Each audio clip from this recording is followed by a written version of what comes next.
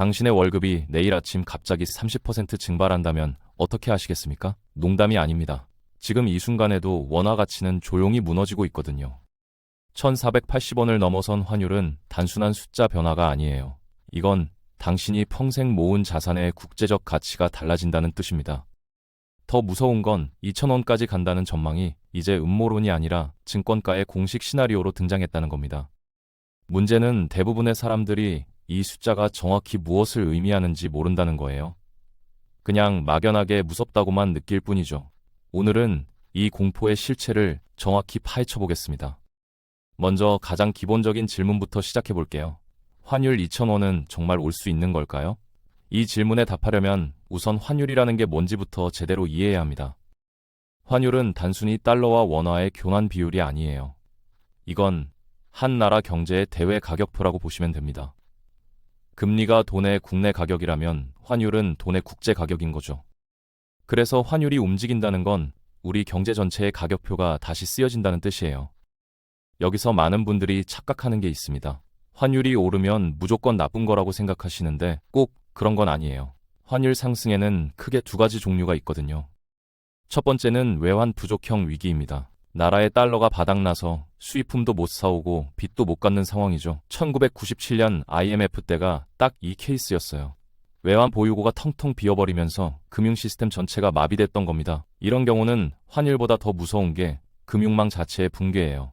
은행이 문을 닫고 기업이 연쇄 부도나고 실업자가 거리에 넘쳐난 겁니다. 사람들이 2000원이라는 숫자만 들어도 등골이 서늘해지는 이유가 바로 이 기억 때문이죠. 두 번째는 가격 조정형 약세입니다. 달러가 없어서가 아니라 수급 구조와 경제 체질이 변하면서 환율이 새로운 균형점을 찾아가는 과정이에요. 지금 우리가 직면한 상황이 바로 이쪽에 가깝습니다. 외환 보유고는 4천억 달러가 넘게 있고 수출도 잘 되고 있거든요. 문제는 달러가 없어서가 아니라 달러 수요가 구조적으로 폭발하고 있다는 겁니다. 이 차이를 이해하는 게 정말 중요해요. 왜냐하면 같은 2000원이라도 어떤 이유로 도달했느냐에 따라 결과가 완전히 다르거든요. 그렇다면 지금 우리 상황을 좀 더 구체적으로 들여다볼까요? 12월 23일 오전 9시 5분경 원달러 환율이 1482원을 돌파했습니다. 4월 9일 이후 8개월 만에 최고치예요. 정부는 외환시장 안정을 위해 국민연금과 한국은행 간 외환 스와프를 실제로 가동했습니다. 그런데도 환율은 계속 올라가고 있어요. 이게 무엇을 의미하는 걸까요? 정부의 개입으로도 막을 수 없는 구조적인 힘이 작용하고 있다는 뜻입니다. 증권가의 전망을 보면 상황이 더 명확해집니다. 한국투자증권은 내년 원달러 환율 연평균 전망치를 1420원으로 상향 조정하면서 변동 범위를 1350원에서 1500원으로 제시했어요. 4분기 평균 환율이 1450원을 상회할 거라는 전망도 내놨죠. BNK투자증권과 KB국민은행도 내년 환율 상단을 1450원에서 1500원 수준으로 보고 있습니다. 여기서 주목해야 할 건 이 전망들이 모두 상단을 열어두고 있다는 겁니다. 그동안은 1400원대 중반을 중심값으로 보고 위아래 변동폭을 제시했는데 이제는 아예 1500원까지 갈 수 있다고 공식적으로 인정한 거예요. 이게 왜 중요하냐면 시장의 기준선이 바뀌고 있다는 뜻이거든요. 예전에는 1400원만 넘어가도 고환율이라고 했는데 이제는 1500원도 가능한 시나리오가 된 겁니다. 기준선이 올라가면 사람들의 행동도 바뀌어요. 기업은 더 높은 환율을 대비해서 달러를 미리 확보하려 하고 개인들은 원화 자산을 달러 자산으로 바꾸려고 하죠. 그러면 달러 수요가 더 늘어나고 환율은 또 올라갑니다. 이런 식으로 선순환이 아니라 악순환이 만들어지는 거예요. 그런데 여기서 한 가지 의문이 듭니다. 정부가 그렇게 개입하는데도 왜 환율이 계속 오르는 걸까요? 한국은행은 외환시장 안정을 위해 금융기관의 외환 건전성 부담금을 한시적으로 면제하고 외화 지급 준비금에 이자를 지급하는 조치까지 내놨어요. 달러 공급을 늘려서 변동성을 완화하겠다는 취지인데 효과가 별로 없는 겁니다. 왜 그럴까요? 이유는 간단합니다. 근본 대책이 없기 때문이에요. 지금 정부가 하는 조치들은 전부 증상 완화용이지 원인 치료는 아니거든요. 감기 걸렸는데 해열제만 먹는 거랑 똑같아요. 열은 잠시 내려가지만 감기 바이러스 자체는 그대로 있으니까 시간 지나면 또 열이 오르는 겁니다. 환율도 마찬가지예요. 한국은행이 달러를 팔아서 환율을 일시적으로 낮춰도 근본적인 달러 수요가 줄어들지 않으니까 금방 다시 올라가는 거죠. 그렇다면 근본적인 원인은 뭘까요? 크게 세 가지로 나눠볼 수 있습니다. 첫 번째는 기업들의 해외 생산기지 이전입니다. 이게 생각보다 훨씬 큰 문제예요. 기업이 공장을 해외로 옮기면 두 가지 일이 동시에 벌어집니다. 우선 공장을 짓는 데 드는 초기 투자금이 필요하죠. 이게 수십억 달러에 달할 수 있어요. 그런데 더 큰 문제는 그 다음입니다. 공장이 해외로 나가면 앞으로 그 공장에서 생산한 제품을 팔아서 벌어들이는 달러가 한국으로 안 들어온다는 거예요. 예를 들어 볼게요. 한국에 공장이 있을 때는 제품을 100달러에 팔면 그 100달러가 전부 한국으로 들어왔어요. 그 중에서 90달러는 생산 원가로 쓰이고 10달러는 기업 이익으로 남았죠. 그런데 공장이 베트남으로 가버리면 어떻게 될까요? 똑같이 제품을 100달러에 팔아도 베트남에서 든 생산비 90달러는 베트남에 남습니다. 한국으로 들어오는 건 기업 이익 10달러 뿐이에요. 그것도 기업이 한국으로 송금해야만 들어오는 거죠. 안 하면 그것도 안 들어옵니다. 지금 무슨 일이 벌어지고 있는지 아시겠어요? 앞으로 수십 년 동안 한국으로 들어올 달러가 구조적으로 줄어들고 있는 겁니다. 이건 일시적인 현상이 아니에요. 한 번 나간 공장은 쉽게 안 돌아오거든요. 게다가 미국 트럼프 정부가 한국 기업들한테 미국에 투자하라고 압박을 넣고 있잖아요. 정부는 관세 폭탄 피하려고 대미 투자 약속을 했고요. 액수가 얼마인지 아세요? 3,500억 달러입니다. 우리나라 GDP의 20% 넘는 어마어마한 금액이에요. 두 번째 원인은 개인들의 해외 투자 증가입니다. 요즘 서학겜이라는 말 많이 들어보셨죠? 개인들이 미국 주식을 사는 겁니다. 2023년에만 해외 주식 순매 수액이 수백억 달러에 달했어요. 여기서 중요한 건 이게 단순한 유행이 아니라는 겁니다. 한번 해외 투자를 경험한 사람들은 다시 국내로 안 돌아와요. 포트폴리오 다각화의 필요성을 깨달았기 때문이죠. 한국 주식만 갖고 있으면 한국 경제가 흔들릴 때 내 자산 전체가 흔들리잖아요. 그래서 미국 주식, 유럽 주식, 신흥국 주식을 섞어서 갖는 거예요. 여기에 더해 부유층의 자산 이전도 무시할 수 없습니다. 상속세 부담, 규제 강화, 정치적 불확실성 때문에 돈 있는 사람들이 자산을 해외로 빼돌리고 있어요. 싱가포르 이민 가는 한국 부자들 얘기 뉴스에서 많이 봤을 겁니다. 이 사람들이 이민 가면서 자산을 싹 다 달러로 바꿔서 가져가는 거예요. 한 사람이 수십억, 수백억씩 빼가니까 전체적으로 보면 엄청난 자본 유출이죠. 세 번째 원인은 달러 자체의 강세입니다. 미국 경제가 생각보다 견조하게 버티고 있어요. 인플레이션도 잡히고 있고 고용도 탄탄하죠. 그러면 연준이 금리를 빨리 내릴 이유가 없어집니다. 시장에서는 내년에 2번 정도 금리 인하를 예상하고 있는데 이것도 확실하지 않아요. 더 중요한 건 장기 금리입니다. 10년물 국채 수익률이 4.1% 수준에서 버티고 있거든요. 미국 재정 적자가 계속 늘어나면서 국채 공급이 많아지니까 장기 금리가 쉽게 안 떨어지는 겁니다. 장기 금리가 높게 유지되면 달러 약세 시나리오가 작동하기 어려워요. 왜냐하면 달러 약세의 핵심 전제가 미국 금리 하락이거든요. 금리가 내려가야 달러를 들고 있을 유인이 줄어들고 다른 나라 통화로 자금이 이동하는 건데 금리가 안 내려가면 이런 일이 안 벌어지는 거죠. 오히려 반대 상황이 펼쳐질 수 있어요. 미국 금리가 높으니까 전 세계 자금이 미국으로 몰리고 달러는 더 강해지는 겁니다. 여기에 일본 상황까지 겹쳐 있어요. 일본 은행이 금리를 올리긴 했지만 속도가 굉장히 느려요. 시장을 놀라게 할 정도의 급격한 인상은 하지 않고 있습니다. 달러엔 환율이 160엔 근처에서 왔다 갔다 하는 이유가 이거예요. 엔캐리 트레이드 청산이 일어나려면 일본이 금리를 확 올려야 하는데 그럴 가능성이 낮다는 겁니다. 그러면 엔화도 약세를 유지하고 원화에 대한 압박도 계속되는 거죠. 이 세 가지 원인이 동시에 작용하고 있으니까 정부가 아무리 개입해도 환율이 계속 오르는 겁니다. 그런데 더 심각한 문제가 있어요. 지금은 실제 달러 수요가 본격적으로 터지기 전이라는 겁니다. 기업들의 대미 투자는 이제 시작 단계예요. 공장 짓고 설비 들여놓는데 몇 년 걸리거든요. 본격적으로 돈이 나가는 건 앞으로 2년에 3년 사이입니다. 개인들의 해외 투자도 마찬가지예요. 아직 전체 가구의 일부만 참여하고 있는 수준이에요. 이게 대중화되면 달러 수요는 몇 배로 늘어날 겁니다. 그렇다면 정부가 내놓은 대책들은 왜 효과가 없는 걸까요? 하나씩 뜯어볼게요. 국민연금 동원부터 봅시다. 정부는 국민연금이 해외 자산을 팔아서 달러를 시장에 공급하면 환율이 안정될 거라고 생각했어요. 이론적으로는 맞습니다. 문제는 국민연금이 달러를 공급할 수 있는 방법이 제한적이라는 거예요. 크게 세 가지 방법이 있습니다. 첫 번째는 해외 자산을 실제로 매각해서 현금화한 다음 현물환으로 시장에 파는 겁니다. 이건 효과가 확실해요. 하지만 국민연금 수익률을 희생시키는 거거든요. 좋은 자산을 억지로 팔아야 하니까요. 게다가 한두 번은 먹히지만 계속할 수는 없어요. 국민연금 자산이 무한정인 것도 아니고 국민들이 가만히 있지도 않을 겁니다. 두 번째는 선물환으로 미리 매도하는 겁니다. 앞으로 들어올 달러를 미리 팔겠다고 계약하는 거죠. 이건 당장의 현물환 수급에는 영향을 안 주지만 선물환 가격은 내려갈 수 있어요. 문제는 효과가 제한적이라는 겁니다. 선물환을 사려는 사람들은 나중에 현물 달러를 받아야 하는데 그 현물을 누군가는 공급해야 하거든요. 시간이 지나면서 현물을 보유한 사람들이 줄어들면 선물환 시장 자체가 작동을 안 하게 됩니다. 세 번째는 국민연금의 달러 수요를 한국은행이 직접 공급하는 겁니다. 국민연금이 시장에서 달러를 사는 대신 한국은행한테서 사는 거죠. 그러면 시장 수급에는 영향이 없으니까 환율이 안 오를 거라는 논리예요. 그런데 이것도 따지고 보면 똑같습니다. 한국은행이 국민연금한테 달러를 주려면 외환 보유고를 써야 하거든요.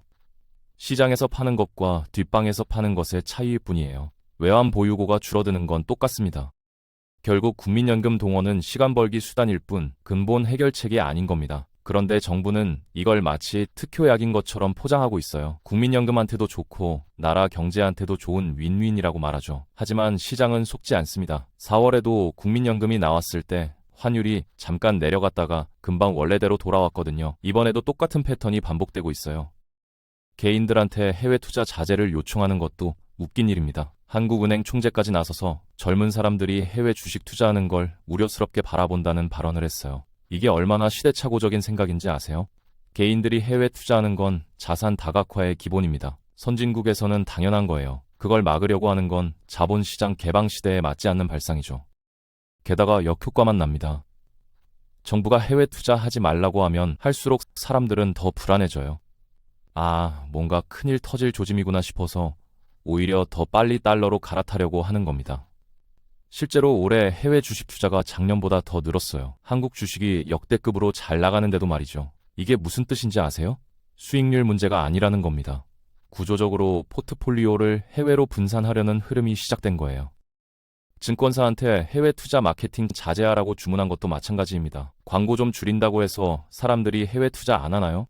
이미 맛을 본 사람들은 광고가 없어도 알아서 합니다. 오히려 정부가 이런 식으로 나오면 민간 금융회사들의 영업 자유를 침해하는 거예요. 시장 원리를 무시하는 행정 지시죠. 그렇다면 이제 핵심 질문으로 돌아가 봅시다. 환율이 정말 2,000원까지 갈 수 있을까요? 조건부로 가능합니다. 세 가지 시나리오를 생각해 볼 수 있어요. 첫 번째는 위기형 2,000원입니다. 외환 유동성이 급격히 고갈되고 금융 시스템 신뢰가 붕괴되면서 대규모 자본 도피가 일어나는 경우죠. 이렇게 되면 정부가 아무리 개입해도 소용없습니다. 뱅크런이 발생하고 기업들이 연쇄 부도나고 외환 보유고가 바닥나는 악몽의 시나리오예요. 이 경우는 환율보다 금융 시스템이 먼저 무너집니다. 2,000원은 결과일 뿐 원인은 따로 있는 거예요. 은행이 돈을 안 빌려주고 기업이 자금을 구할 수 없게 되면서 경제 전체가 얼어붙는 겁니다. IMF 때가 딱 이런 상황이었어요. 다행히 지금은 이 시나리오의 가능성이 낮습니다. 외환 보유고가 충분하고 경상수지 흑자도 나고 있거든요. 두 번째는 구조조정형 2,000원입니다. 달러 강세가 장기화되고 한국의 구조적 약세 요인이 누적되면서 점진적으로 올라가는 경우죠. 기업들의 해외 생산기지 이전이 본격화되고 개인들의 해외 투자가 대세가 되고 정부의 대미 투자 약속이 현실화되는 겁니다. 정책 개입은 있지만 레벨 방어를 포기하고 속도 조절만 하는 거예요. 이 경우는 경제가 붕괴되는 게 아니라 체질 변화를 강요당하는 국면입니다. 갑자기 터지는 게 아니라 서서히 진행되는 거죠. 1,500원을 넘어 1,600원, 1,700원을 거쳐서 결국 2,000원에 도달하는 겁니다. 각 레벨에서 정부가 한 번씩 막아보지만 결국 못 버티고 다음 레벨로 넘어가는 시기예요. 이 시나리오의 가능성이 가장 높다고 봅니다. 세 번째는 2,000원까지 안 가는 경우입니다. 글로벌 달러 사이클이 전환되거나 장기 금리가 예상보다 빨리 떨어지거나 한국 내부의 일부 구조가 개선되는 경우죠. 미국 경제가 갑자기 나빠져서 연준이 금리를 확 내리거나 트럼프 정부가 대미 투자 압박을 완화하거나 한국 기업들이 해외 이전 계획을 철회할 수도 있어요. 하지만 지금 상황을 보면 이런 일이 벌어질 가능성은 낮아 보입니다. 그렇다면 2,000원까지 가는 과정을 좀 더 구체적으로 그려볼까요? 우선 1,500원 돌파가 첫 관문입니다. 증권가에서 이미 상단으로 제시한 레벨이니까 심리적 저항선은 약해요. 대미 투자가 본격화되고 개인들의 해외 투자가 계속 늘어나면 1,500원은 자연스럽게 뚫릴 겁니다. 정부가 여기서 한 번 더 막아보겠지만 외환 보유고 소모를 감수하면서까지 버티기는 어려울 거예요. 1,500원을 넘으면 1,600원까지는 빠릅니다. 왜냐하면 1,500원이라는 심리적 선이 무너지면 다음 목표가 자동으로 1,600원이 되거든요. 4월에 1,350원이었던 환율이 지금 1,480원이니까 130원 올랐어요. 똑같은 폭으로 한 번 더 오르면 1,610원입니다. 시장은 이런 식으로 생각해요. 이미 한 번 130원 오른 적 있으니까 한 번 더 오를 수 있다고 보는 거죠. 1,600원에서는 좀 버틸 수 있습니다. 여기가 균형 가격일 가능성이 있거든요. 달러 수요가 어느 정도 충족되고 기업들도 필요한 만큼 확보했으면 더 이상 안 살 수 있어요. 개인들도 환율이 너무 올랐다 싶으면 추가 투자를 망설이게 되죠. 그러면 1,600원 근처에서 박스권을 형성할 수 있습니다. 하지만 여기서 추가 충격이 오면 2,000원까지 갈 수 있어요. 중국 위안화가 급격히 절상되면서 한국 중간재 수출이 붕괴되거나 글로벌 금융시장에 큰 충격이 와서 신흥국 통화가 일제히 폭락하는 경우죠. 미국이 추가 관세를 때리거나 북한 리스크가 터지거나 국내 정치가 극도로 불안해질 수도 있어요. 이런 일들이 겹치면 1,600원에서 2,000원까지는 순식간입니다. 중요한 건 이겁니다. 레벨은 예언이 아니라 조건의 집합입니다. 어떤 조건이 충족되느냐에 따라 도달하는 레벨이 달라지는 거예요. 1,500원, 1,600원, 2,000원은 각각 다른 조건에서 나타나는 결과값입니다. 그래서 환율 전망을 볼 때는 숫자 자체보다 전제 조건을 봐야 해요.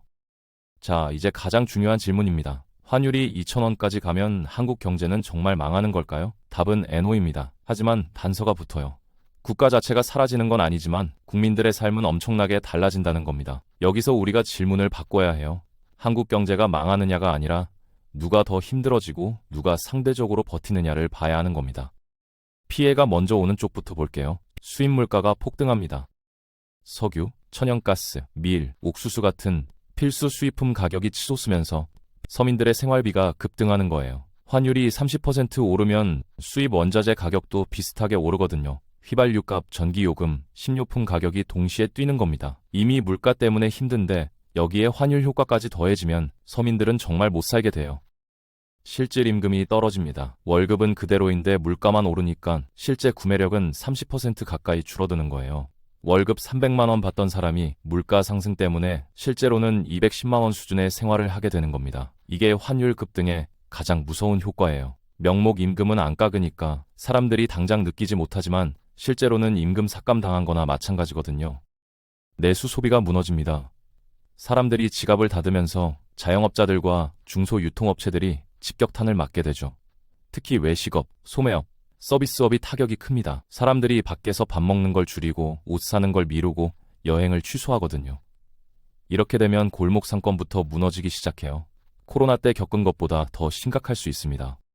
반대로 상대적으로 버티는 쪽도 있습니다. 글로벌 매출 비중이 높은 대기업들은 오히려 이익이 늘어나요. 삼성전자, 현대차, LG, SK 같은 기업들은 해외에서 달러로 벌어온 돈이 원화로 환산하면 훨씬 많아지니까요. 똑같이 100억 달러를 벌어도 환율이 1,200원일 때는 12조 원이지만 2,000원이면 20조 원이 되는 겁니다. 이익이 자동으로 늘어나는 거죠. 외화 자산을 보유한 사람들도 마찬가지입니다. 달러 예금이나 해외 주식을 갖고 있던 사람들은 자산 가치가 올라가는 걸 경험하게 되죠. 1억 원어치 미국 주식을 갖고 있었는데 환율이 오르면서 1억 5천만 원 가치가 되는 겁니다. 주가가 안 올라도 환차익만으로 수익이 나는 거예요. 부동산 자산가들은 애매합니다. 환율이 오르면 국내 부동산 가격이 달러 기준으로는 떨어지거든요. 10억짜리 아파트가 환율 1,200원일 때는 83만 달러인데 환율 2,000원이면 50만 달러밖에 안 됩니다. 국제적으로 보면 가치가 40% 가까이 떨어진 거예요. 하지만 국내에서 원화로 거래하는 한 큰 영향은 없을 수 있어요. 국가 레벨에서 보면 어떨까요? 국가 파산은 아닙니다.